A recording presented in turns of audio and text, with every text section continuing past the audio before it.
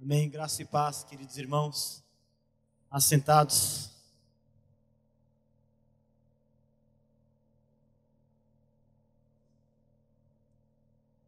Eu quero iniciar dizendo que sinto-me imensamente privilegiado em estar aqui com os irmãos. Estar aqui hoje é a expressão da bondade de Deus e da graça dele na minha vida e em poder estar com os irmãos, conhecê-los e servi-los. E a minha oração é que Deus os abençoe. Deus abençoe a vida de cada um de vocês aqui e que a palavra dele fale ao coração de todos nós hoje. Eu quero trazer o abraço afetuoso de nossa igreja, a Igreja Batista da Graça, em São José dos Campos, no estado de São Paulo. Não estamos tão longe geograficamente dos irmãos. Estamos muito perto no coração dos irmãos. E recebam um abraço de nossa igreja, que ora por esta igreja. Nós teremos o compromisso de seguir orando, o pastor Rubem, a bispo Rubem, pelos pastores da igreja e pelos irmãos desta igreja aqui. Também quero trazer o abraço do Ministério Fiel. O Ministério Fiel é onde eu tenho o privilégio de servir ao Senhor. É um ministério de ensino que existe para edificar a igreja do Senhor Jesus Cristo, para servir os irmãos. Nós publicamos livros, nós fazemos conferências para pastores, para jovens, eu vejo que tem muitos jovens aqui, conferências para mulheres, né? E temos produzido conteúdo e ensino para a glória de Deus, para o bem da igreja de Jesus Cristo. Lembrem de orar por nós, do Ministério Fiel, pelo trabalho que fazemos. Eu creio que alguns dos nossos livros estão aqui. Sei que os queridos irmãos que pregaram nos sábados anteriores são amigos pessoais e autores que nós publicamos pelo Ministério Fiel, pela editora Fiel. A propósito disso, aliás, eu penso que a gente não vai ser capaz de projetar agora, mas eu quero aproveitar para dizer que eu trouxe um presente do Ministério Fiel para todos vocês. Oportunamente nós vamos colocar em um telão ou enviar pelas redes sociais um QR Code pelo qual você pode fazer o download, baixar um de nossos livros sem custo nenhum. É um presente que nós queremos oferecer. O livro chamado Providência, do pastor John Piper. É um livrão, a versão impressa tem mais de 1000 páginas. Já está ali, pronto. Então você pode depois escanear esse código QR e fazer o download desse livro como um presente do Ministério Fiel para você. E é uma leitura que eu tenho certeza vai ser muito edificante e muito instrutiva para a sua vida. Também nós fazemos uma conferência para jovens. Nós também colocaremos o código QR para aqueles de vocês que quiserem ter um espaço de comunhão, de adoração. É um lugar onde você pode conhecer outros jovens do Brasil inteiro, de várias outras igrejas. Nós fazemos anualmente uma conferência para jovens. Também queremos oferecer aos jovens dessa igreja a oportunidade de estar lá com a gente. Temos outras conferências para pastores, para mulheres, e todos os irmãos que tiverem interesse em conhecer mais, podem visitar o nosso site, podem perguntar para mim depois. Vai ser um prazer poder compartilhar um pouquinho do trabalho que nós fazemos no Ministério Fiel. Mas acima de tudo, nós queremos servir o Senhor Jesus Cristo e pedimos as orações dos irmãos. Nós dependemos da bênção, da direção, da graça de Deus pelo Espírito Santo para o trabalho que nós fazemos. Também trago finalmente um abraço do Seminário Martin Bucer. É muito bom ver alguns dos nossos alunos, ex-alunos deste seminário aqui, neste local hoje. E o Seminário Martin Bucer é uma escola de teologia que comecei junto do pastor Franklin Ferreira há 12 anos, em São José dos Campos. Nós recebemos alunos do Brasil todo que chegam para estudar teologia conosco. Temos vários programas de formação teológica para obreiros, para missionários, para pastores, para professores de teologia. Lembrem de orar por nós também, pelo trabalho que nós fazemos. Ainda mais, irmãos, nosso querido irmão Leandro me entregou este livro aqui e me deu a tarefa de destacá-lo aqui para vocês.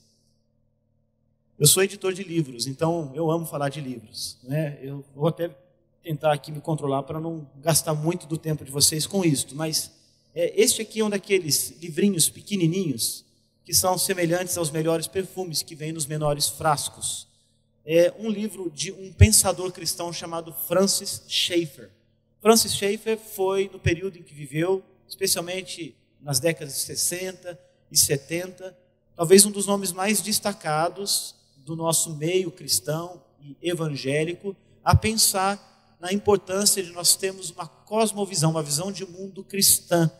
E ele labutou muito por isto, para que o cristão, com as lentes da Bíblia, pudesse ser uma luz e também sal no meio da sociedade. Então ele produziu muitas obras muito importantes, que nos ajudam a dialogar com um mundo caído e cada vez mais secularizado. E neste livrinho aqui, ele fala da marca do cristão. Ele é pequenininho, mas traz um destaque daquilo que deve ser uma qualidade presente na vida de cada um de vocês. Jesus disse, em seu evangelho de João, que a marca do cristão, ou o cristão haveria de ser conhecido pelo amor. Ele disse isso para os discípulos dele. Se vos amardes uns aos outros, vós sereis conhecidos como meus discípulos. Esta é a grande marca do cristão, é o amor. E o amor é uma coisa totalmente prática e encarnada, é algo que se vê e que se mostra na vida da igreja, em especial, e também para com o próximo na sociedade. Nós precisamos amar uns aos outros, nós vamos ser conhecidos pelo amor que nós temos no contexto da nossa vida em igreja. E Schaeffer fala sobre isso aqui, que o que vai distinguir o cristão de todos os outros grupos de pessoas é esta marca que vem do alto, que vem do céu, que é o amor cristão. Deus abençoe vocês, os meus recados são esses. Eu quero pedir que todos vocês que puderem abram as suas Bíblias no livro do profeta Isaías. Mantenham as suas Bíblias abertas no capítulo 6, porque já eu farei a leitura deste texto. Mas antes, enquanto você vai abrindo a sua Bíblia, deixe-me contar uma coisa. No verão de 1946, no mês de novembro, alguns jovens beduínos da região da Judéia, que pastoreavam cabras, eles viram na região de Qumran, onde está hoje o Mar Morto, uma grande tempestade de areia se aproximando. E como jovens do deserto, experientes, correram para um lugar onde poderiam achar abrigo. E entraram em umas cavernas. E quando chegaram lá, como jovens que eram, exploraram as cavernas. E viram lá no fundo das cavernas alguns jarros que pareciam muito antigos. Quando eles abriram esses jarros, retiraram de dentro deles vários manuscritos antiquíssimos. E no meio desses manuscritos estava uma cópia do livro completo do profeta Isaías. Uma descoberta arqueológica da maior importância, que parece ter acontecido meio que por acaso, e se tornou a cópia mais antiga do livro de Isaías já encontrada. Antes disso, as cópias do Velho Testamento mais antigas eram do século 8 da nossa era cristã, mas esta cópia era datada de 300 anos antes da vinda de Jesus Cristo. É uma cópia completa, idêntica à que você tem hoje na sua Bíblia, sem nenhuma alteração. Uma cópia que hoje é exibida no Museu de Jerusalém e tem, portanto, 2.300 anos desde que foi produzida. E nela tem este livro formidável do profeta Isaías. Isaías foi um profeta. A evidência nas escrituras da chamada profética não era tanto a habilidade de fazer sinais ou de anunciar eventos futuros.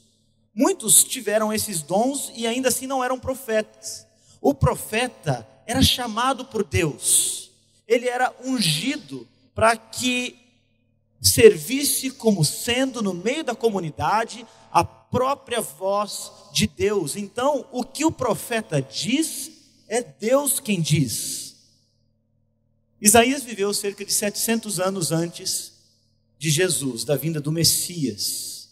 E ele exerceu um ministério longo, que durou 50 anos, entre os anos 740 a 690 antes de Jesus. O texto bíblico nos informa que Isaías era de uma família nobre. Ele era filho de Amós, era casado, teve 2 filhos. Ele testemunhou a queda do reino do norte de Israel diante da Assíria e exerceu o ministério profético dele em Jerusalém debaixo da constante ameaça que a Assíria representava contra Jerusalém, que chegou inclusive a sitiar a cidade de Jerusalém nos dias do rei Ezequias. Aliás, o ministério de Isaías foi providencial pela mão de Deus para o livramento de Judá e de Ezequias naqueles dias. E este ministério de Isaías passou por 4 reis: o rei Uzias, o rei Jotão, o rei Acás e o rei Ezequias. E ele foi um pregador que pregou contra a corrupção do próprio povo de Deus e também contra a prevaricação dos governantes do seu tempo e ainda mais contra a incredulidade dos povos que o cercavam. A epístola aos Hebreus sugere que Isaías foi martirizado, que ele foi morto, muito provavelmente cerrado ao meio, como a gente lê em Hebreus 11, verso 37, por um rei ímpio chamado Manassés. E ele é considerado nas Escrituras o príncipe dos profetas. Este livro que você tem nas mãos se alteia como um dos livros mais destacados de todas as Escrituras. Nos seus 66 capítulos, temos 3 divisões marcantes que nos contam o próprio período de Isaías, mas também apontam para um período posterior a Isaías, que foi o período do exílio do povo de Deus junto à Babilônia. Isso vai dos capítulos 40 a 56. Dos capítulos 56 a 66, nós temos profecias que apontam para um futuro ainda mais distante, que é o triunfo de Deus em toda a terra.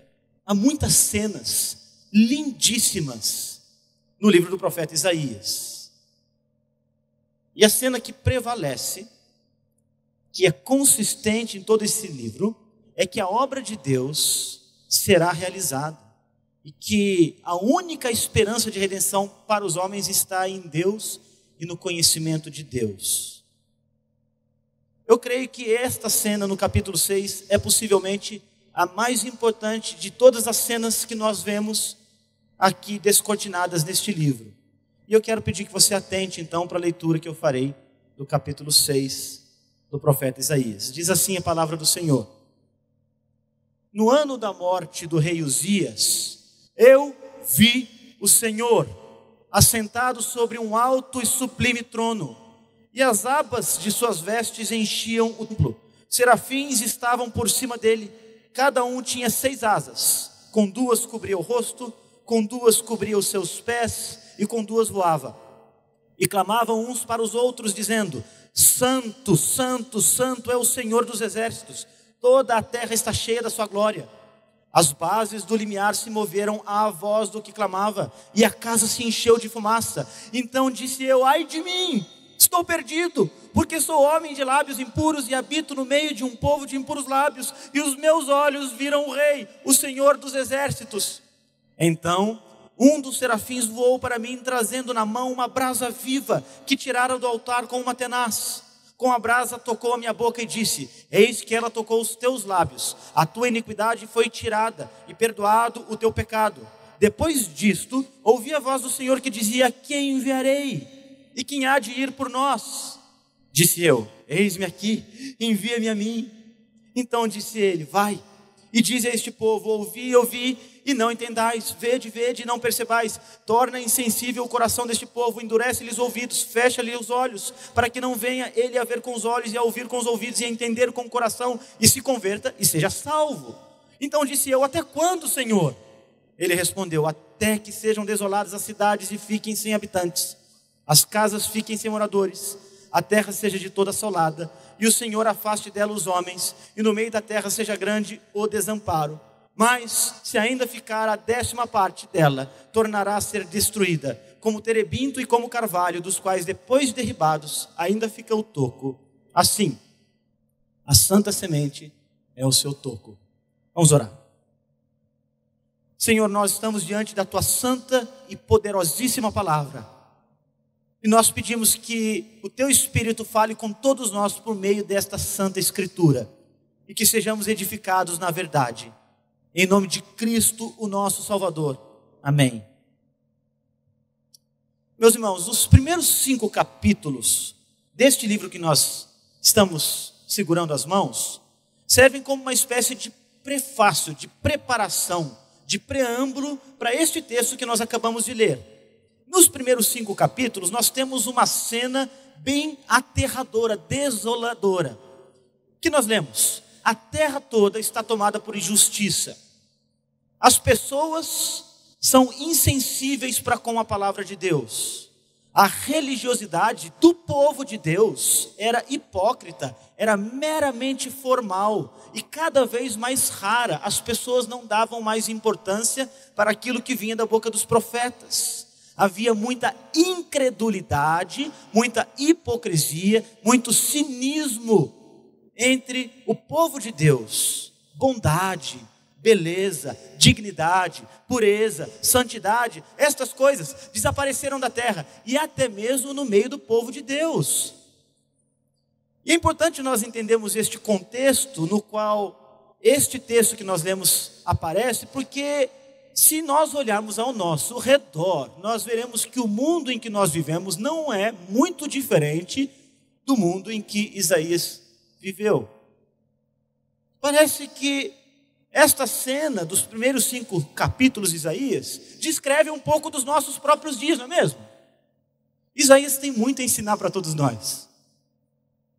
Nós estamos ouvindo os tambores de guerra rufando em todos os lugares.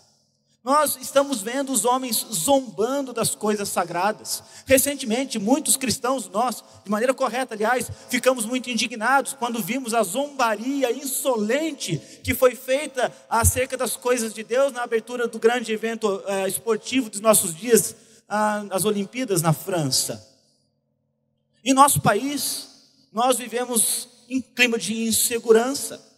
Há uma crise de saúde de um lado, uma crise de violência do outro, uma crise de credibilidade das instituições de outro lado, há crises econômicas de todo tipo, cinismo entre as autoridades, políticos autoritários, juízes ímpios. E parece que o mundo que nos cerca se torna cada vez pior e cada vez mais perverso.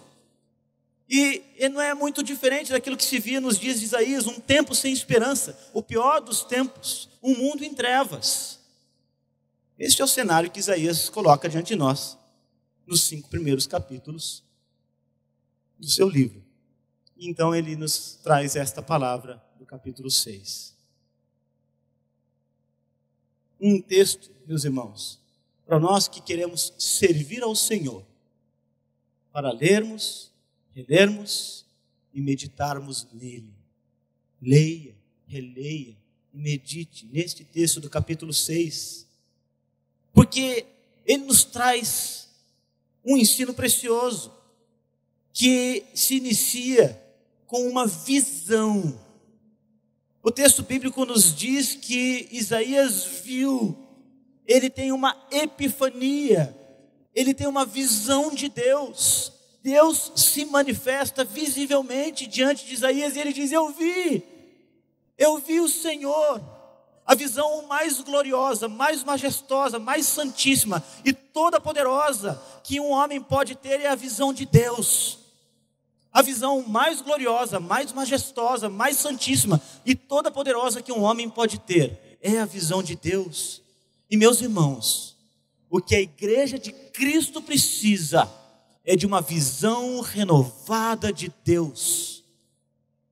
O que os homens precisam é de um vislumbre da glória de Deus.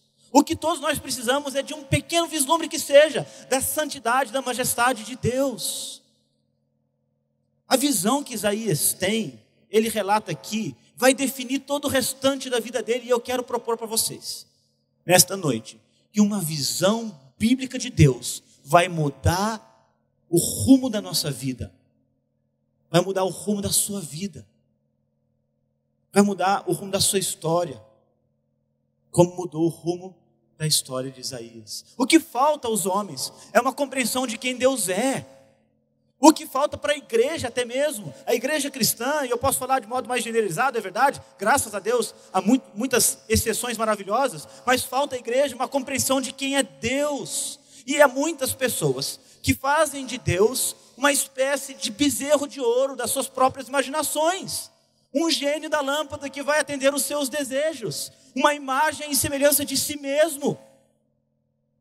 Há muitas imagens que o cristão projeta de Deus, mas que não refletem a imagem de Deus conforme apresentada nas Escrituras. Nós precisamos olhar para as Escrituras, voltar para a palavra de Deus, voltar para a Bíblia para contemplar Deus na majestade, na grandiosidade, na beleza da sua santidade. E esta é uma visão maravilhosamente aterradora, que vai jogar a gente no chão. Isaías convida você e a mim a olhar para Deus, fazer o que ele fez, olhar para Deus. Essa visão de Isaías nos convida a todos nós a contemplar a glória, a majestade, a santidade, o poder de Deus, a soberania de Deus. Quando você fala de Deus, o que vem à sua mente? Quando você pensa em Deus, qual é a noção, o conceito de divindade que você tem? Quando você fala Deus é bom, quando você diz algo sobre Deus, Deus vai fazer isto ou aquilo, de onde vem isto? Como é Deus na sua visão? Isaías vai situar a visão que ele tem de Deus nos dias da morte do rei Uzias. Uzias foi um rei do sul de Judá que reinou por 52 anos.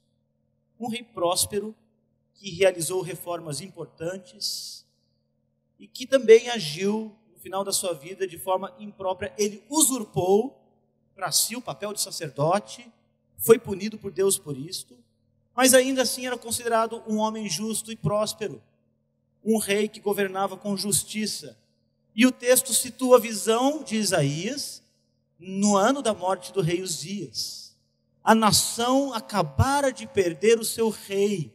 A Assíria se levanta com sanha furiosa e assassina para cercar o povo de Deus. O povo se sente agora desamparado, desesperado, temeroso e sem o seu rei. Mas Isaías diz: eu vi o Senhor assentado em um alto e sublime trono. E com isso ele nos lembra a todos nós que Deus está no seu trono. O trono é um lugar de governo. O trono é um lugar de soberania. O trono é um lugar de triunfo. O trono é um lugar de justiça. O rei de Judá estava morto, mas Deus está vivo e no seu trono. E ele permanece no seu trono até hoje. A Assíria se aproximava perigosamente de Israel, mas Deus permanece no seu trono. Reis e governantes vão e vêm, mas Deus permanece eternamente no seu trono. É da sala do trono, de onde Deus exerce o seu governo santo. É desta sala, de onde Ele exerce o seu governo. É da sala do trono, onde Deus se manifesta a Isaías. E o texto nos diz que as bases do limiar do templo se moveram ante ao poder de Deus. As abas, as pontas da vestimenta de Deus encheram aquele lugar. Quer dizer, as pontinhas da veste de Deus eram maiores do que todo aquele lugar onde Isaías se encontrava, do que aquele templo, do que aquela sala inteira, indicando que Deus é maior do que tudo. Quando nós lemos o Salmo 2, nós vemos a zombaria insolente, perversa, maliciosa dos homens, que cerram os seus punhos, que rilham os seus dentes, com furor, contra Deus e o seu ungido. Mas esta cena nos faz lembrar que, conforme nós aprendemos também neste Salmo 2, e mesmo num ambiente perverso, no mundo mau, anti-Deus em que nós vivemos, em que as coisas de Deus são desprezadas pelos homens, em que a fé que vem de Deus é empurrada pela sociedade cada vez mais para a periferia, que neste mundo mau, Deus continua no seu trono, e que estes homens todos, os que rilham os seus dentes e cerram os seus punhos, haverão de ter os seus joelhos dobrados, e se não o fizerem voluntariamente, terão os seus joelhos quebrados e curvar-se-ão diante do Deus Altíssimo. Estes homens todos haverão de prestar contas ao seu Criador. E foi num momento assim, de medo, de guerras, de crise nacional, de incertezas, que Deus aparece para Isaías. Essa visão que Isaías tem de Deus, ela chega num momento de trevas para todo o povo. Mas foi precisamente esta visão que acendeu, tanto no coração de Isaías, como para toda a nação, uma nova esperança. Esta cena da sala do trono, nesse templo celestial, nos ensina a importância de nós olharmos para Deus. E eu quero convidar você a considerar 3 maneiras de nós fazermos esse olhar. Nós olhamos para Deus primeiro olhando para cima. Depois quando a gente contempla Deus, a gente inevitavelmente vai olhar para dentro. E depois que a gente faz isso, quando Deus age no coração da gente, a gente vai olhar para fora. Nesta cena, na sala do trono, Isaías olha para cima. Depois ele olha para dentro. Depois ele olha para fora. E ao olhar para cima, Isaías convida a mim, convida a você a admirar a beleza da santidade de Deus. Nessa visão elevada de Deus, Isaías viu estes seres celestiais, gente. Esses seres flamejantes. Aliás, você sabia o significado de serafim? É isto: seres flamejantes, seres de chamas, que repetiam um ao outro: santo, santo, santo é o Senhor dos exércitos, toda a terra está cheia da sua glória. Interessante, se o mundo estava em trevas, se tudo estava apontando para a perversidade dos homens, para a ameaça da Assíria, como que os anjos olham para esse mundo e dizem: a glória de Deus enche toda a terra? Você percebe, é uma questão de perspectiva. Quando eles olham para Deus na sua santidade, quando eles olham para Deus no alto do seu trono, eles sabem que a glória de Deus enche toda a terra, que Deus manifesta a sua glória em toda a criação, que o cosmos, que a criação, o universo, os céus e a terra, os oceanos, os seres criados, os animais, as plantas e tudo mais que existe, os micro-organismos, os macro-organismos, todos os seres louvam e exaltam a glória do Senhor. Os anjos sabem disto, e eles não olham para a perversidade dos homens, eles não olham para o triunfo do mal, eles olham para a glória de Deus e dizem: a glória de Deus enche toda a terra. E nós somos convidados a olhar para Deus assim, e reconhecer que a glória de Deus está em todo lugar, porque Deus está no seu trono. E eles repetiam: santo, santo, santo é o Senhor. Sabe o que é isso? Eles estão fazendo? Culto. Estão cultuando a Deus. A igreja cristã é convidada a participar deste culto, a cada reunião do povo de Deus, em que nós, como o povo comprado por Cristo, nos achegamos à presença dele, juntos uns dos outros, e temos estes pequenos vislumbres da glória e majestade de Deus, e nós podemos expressar do fundo da alma da gente, pela fé, quem Deus é, quando nós cantamos os seus maravilhosos atributos, quando nós oramos nos submetendo à autoridade, à direção do Espírito. Nós cultuamos a Deus à semelhança dos anjos. Eles olham para Deus e dizem que Deus é cheio de glória e que Deus é santíssimo. Há aqui algo que nos lembra a adoração celestial que nós lemos em Apocalipse 4 e 5. E um maravilhoso atributo de Deus, de todos os seus maravilhosos atributos, é realçado. Qual é o atributo que os anjos cantam para Deus? Qual é? Santo, santo, santo. O testemunho dos anjos, o testemunho dos seres flamejantes, o testemunho dos serafins, quando eles contemplam Deus, é a sua santidade. Essa palavra santo, palavra hebraica kadosh, vem de uma expressão muito antiga que significa algo que foi cortado, algo que foi separado e que foi consagrado. E essa é uma qualidade inerente de Deus. Deus é chamado nas Escrituras de o Santo de Israel. Na oração do Senhor nós aprendemos que o nome de Deus é santo. A majestade e a glória de Deus são santas. A santidade de Deus é revelada em todos os sentidos diante do povo de Deus. Aliás, na Bíblia Deus é chamado de santo mais do que de qualquer outra coisa.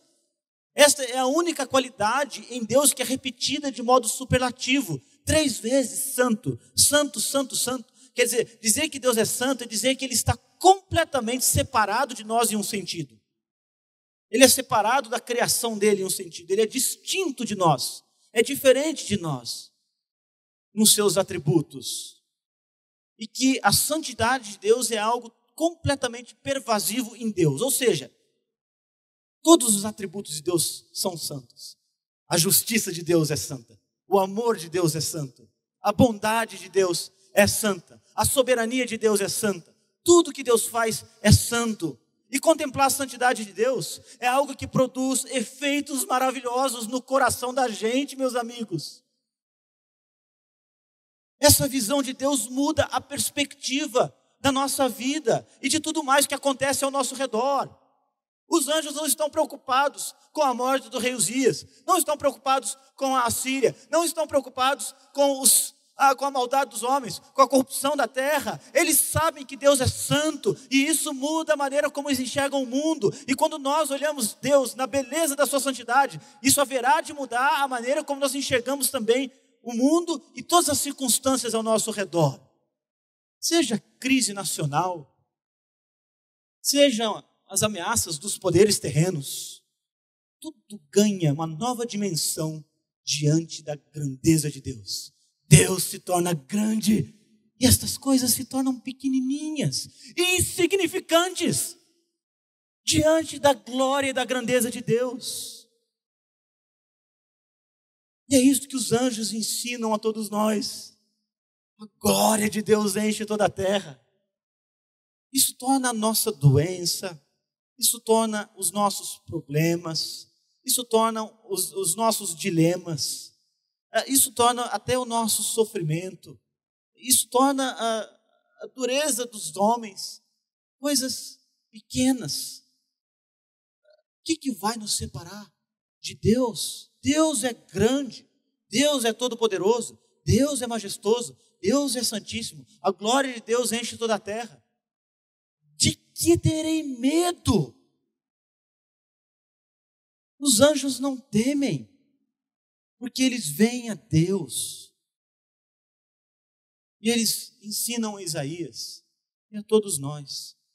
Quando o nosso olhar é voltado para Deus, na beleza da sua santidade, na majestade e glória com a qual Ele se revela nas Escrituras, tudo mais ganha uma nova dimensão. Porque Deus é grande. E essas coisas todas são insignificantes diante da grandeza de Deus. Mas sabe o que mais? Em segundo lugar, olhar para Deus causa. Olhar para Deus é maravilhoso, mas é maravilhosamente perigoso, gente.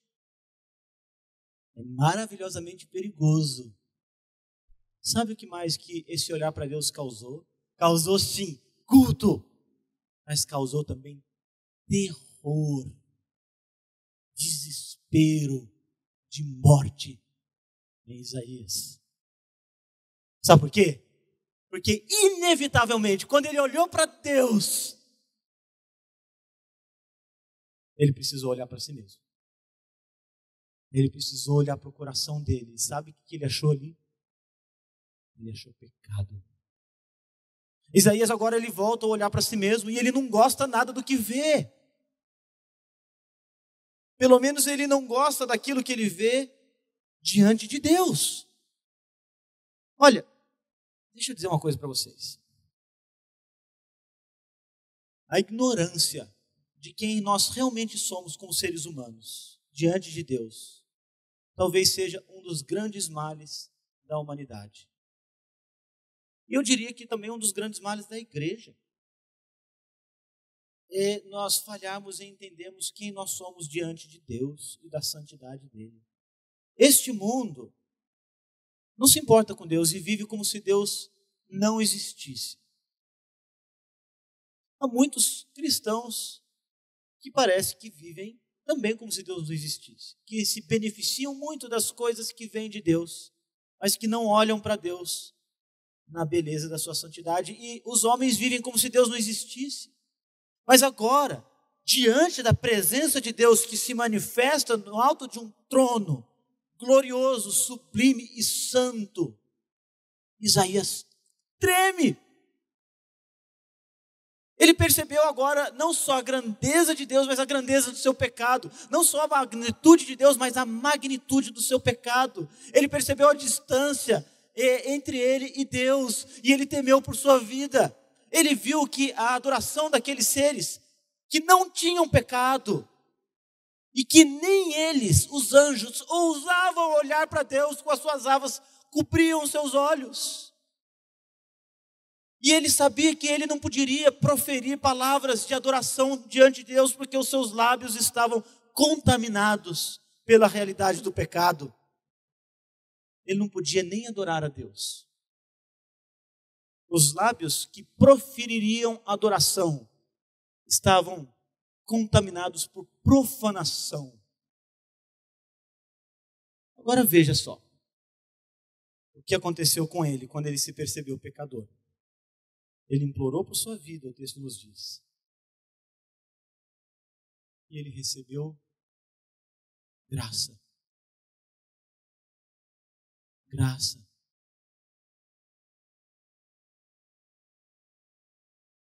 Nós cantamos aqui nossa última canção, que o Senhor nos separou e nos marcou no seu altar. Sabe, essa foi a experiência de Isaías. Deus o marcou no altar. E essa graça de Deus chegou para um homem quebrado, cheio de temor, lançado no chão. E a graça de Deus faz isso com a gente. Ela chega onde a gente está, na condição em que a gente se encontra. Deus busca a gente lá no lugar mais escuro, onde a nossa alma às vezes se mete. Lá naquele lugar de densas trevas. Você percebe que quando Isaías diz: eu sou um homem de lábios impuros e habito no meio de um povo de impuros lábios, que nem os anjos discordaram dele. Não é como se os anjos disserem: não, Isaías, está sendo muito duro consigo mesmo, para com isso, está tudo bem. Não. Os anjos concordam com Isaías. E eles vão dizer: você realmente é merecedor de morte. E sabe o que ele faz? Os anjos vão até um altar. Queria que você prestasse atenção nisso. De onde é que eles tiram com a tenaz aquela brasa viva que é tocada nos lábios de Isaías? É de debaixo do altar. Sabe, no Velho Testamento, o altar é o lugar do sacrifício. O altar é o lugar onde o sangue de um cordeiro inocente é derramado para purificar e lavar os pecados de um culpado. Note que essa tenaz vem de debaixo do altar. E isto nos ensina, para todos nós, que entre um Deus santo e um homem pecador, há um altar. E é necessário que, para que cheguemos diante da santidade de Deus, nós passemos pela brasa viva do altar. O Senhor Jesus Cristo é o cordeiro que foi imolado no altar e cujo sangue foi derramado para nos purificar diante de Deus, a fim de que nós pudéssemos adorá-lo. Sem Cristo, sem cruz, sem o altar e sem a brasa viva que ele representa, nós não podemos chegar diante de Deus. É só em Cristo, é só pelo sangue do Cordeiro. E o anjo diz isso para Isaías. Ele apanha aquela brasa viva de debaixo do altar e toca os lábios de Isaías. Todos nós precisamos, meus irmãos, deste altar. O altar do sacrifício do Cordeiro, que nos purifica. Nós precisamos desse altar que nos santifica, deste altar que muda o cenário de modo que os lábios impuros possam agora, purificados pela brasa do altar, proferir adoração e juntar-se à voz dos anjos e dizer: Santo, Santo, Santo é o Senhor. Você percebe que rapidamente o cenário mudou? Agora, depois de ser purificado e ter os seus pecados perdoados, porque é precisamente esta palavra que é dada a Isaías: os teus pecados foram perdoados. E agora, como um perdoado diante de Deus, ele se dispõe a servir. Deixa eu dizer uma coisa para você que está aqui na igreja e quer servir ao Senhor. Servir é uma bênção. Sirva a Deus. Eu falava agora há pouco num podcast, quando alguém me perguntou: mas como que a gente pode servir ao Senhor e discernir os nossos dons? Os dons vêm do Espírito de Deus, é verdade, e às vezes a gente acha que os dons são para coisas extraordinárias, né? A gente acha que os dons são para coisas muito espetaculares, mas olha, Deus dá muitos dons para todo o seu povo e chama todo o seu povo a servir. E o serviço é uma maneira de nós, como nós aprendemos com o Schaefer aqui, mostrarmos, evidenciarmos o amor de Deus em nossas vidas. E entenda, você pode servir o seu irmão só de se colocar ao lado dele, no dia do culto, cantando, orando, não é? Você viu uma pessoa, às vezes, um pouco afastada, distante, você nota que ela talvez esteja triste, chateada, você pode chegar diante dessa pessoa, dar uma palavrinha de encorajamento, orar por ela, receber alguém em sua casa. Há muitas maneiras de servir. Todos nós somos sacerdotes no reino de Deus, e todos nós somos chamados a servir, é verdade. E o cenário muda aqui diante de Isaías, e agora ele se dispõe a servir ao Senhor, mas note, atente para isso, não é possível que você sirva a Deus, que você se disponha a servir a Deus, e que seu serviço seja para a glória de Deus, a menos que você passe primeiro pelo altar de Deus, onde o Cordeiro foi imolado. O seu serviço sem Cristo é um insulto para Deus. Você precisa de Cristo, do perdão, da graça purificadora que vem daquela cruz. E aí, quando você tem Cristo no seu coração e este perdão te purificou, sabe o que você faz? Você faz que nem Isaías, faz: Senhor, eis-me aqui, eu quero servir o Senhor, eu quero servir o Senhor. E o seu olhar agora, ele sai de dentro de você, onde você estava preocupado, agora você está perdoado. E sabe o que o seu olhar faz? Ele vai para fora, ele vai para fora. Ele vai olhar para as pessoas. Sabe, uma das passagens que eu acho mais lindas, em Marcos, capítulo 6, verso 34, é quando o Senhor Jesus Cristo, tendo ouvido da morte de João Batista, ele se afasta junto dos seus discípulos, em um barco. Mas as multidões viram que ele se afastava e começaram a segui-lo. Pela margem, eles seguiam o barco. E Jesus, então, e aqui atente para essa expressão, se aqui nós temos um texto em que Isaías viu a Deus, nesse texto de Marcos 6,34, nós temos Deus vendo os homens. Porque é exatamente essa expressão que aparece.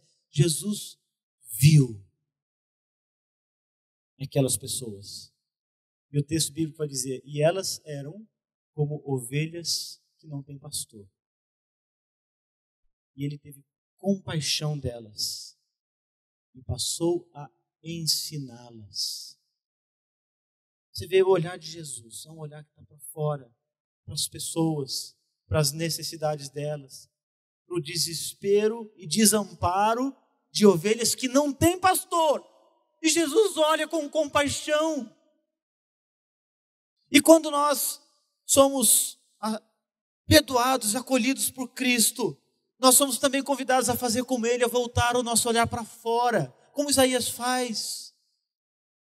Interessante. Aqui é muito bonito, gente. Baixada Fluminense, a gente tem uma vista das montanhas aqui, né? Eu estou no alto de um flat aqui ao lado. Eu coloquei ali a cabeça para fora na varanda um pouquinho, né? E eu vi aqui a imagem daquela pedreira, né? Daquela paisagem bonita aqui, né? Dessa região. E quando a gente olha a criação, quando a gente olha o pôr do sol, né? Quando a gente olha as aves, os céus, quando a gente olha as nuvens se formando, quando a gente olha o oceano na sua imensa vastidão, quando a gente olha o cosmos e as estrelas, hoje os grandes telescópios James Webb são capazes de captar imagens sensacionais da criação de Deus. Há tanta beleza neste mundo criado que nós dizemos, uau, olha quanta glória há em toda a terra, como os anjos fizeram. Mas sabe onde mais tem glória, gente? Sabe? Do lado de fora, do ponto de ônibus. Tem mais imagem de Deus no ser humano do que em toda a criação. Tem mais imagem de Deus no ser humano, na pessoa que está andando ali na rua, do lado de fora, do que em todo o cosmos. O ser humano é portador da imagem de Deus. É por isso que Jesus, quando ele vê as pessoas, ele enxerga as pessoas. E ele sente compaixão delas. E sabe o que ele fez? Multiplicou pães e peixes? Não. Ele pregou. Passou a ensiná-las. Jesus, quando sente compaixão das pessoas, porque sabe que elas estão desamparadas, ele prega, ele ensina, ele fala do evangelho do reino. E é isso que a gente vê Isaías fazendo aqui nesta cena final. Isaías diz, Senhor, manda-me a mim para que eu seja útil ao Senhor. Envia-me a mim, eu vou servir, eu vou adorar, eu vou proclamar o teu nome, eu vou anunciar o evangelho, envia-me a mim. Esse é um efeito maravilhoso quando nós olhamos para Deus, na beleza da santidade dele. Porque isso vai nos levar a buscar o perdão de Deus. E essa mesma santidade que nos julga é a santidade que nos perdoa e que nos habilita, nos qualifica para servir e para termos o nosso olhar transformado, de modo que a gente entenda que a maior necessidade dos homens é que eles tenham a sua imagem agora conformada à imagem do Filho Jesus. E a gente passa a pregar Cristo para as pessoas. E agora Isaías, ele olha para fora, ele olha para o mundo. E a imagem não é boa. Ela é bem desoladora. Você prestou atenção no texto? Quando ele olha para fora, ele vê um mundo condenado. Um mundo hostil à graça. Um mundo que rejeita Deus. Um mundo que rejeita a pregação. E sabe uma coisa? É para essas pessoas que ele é enviado.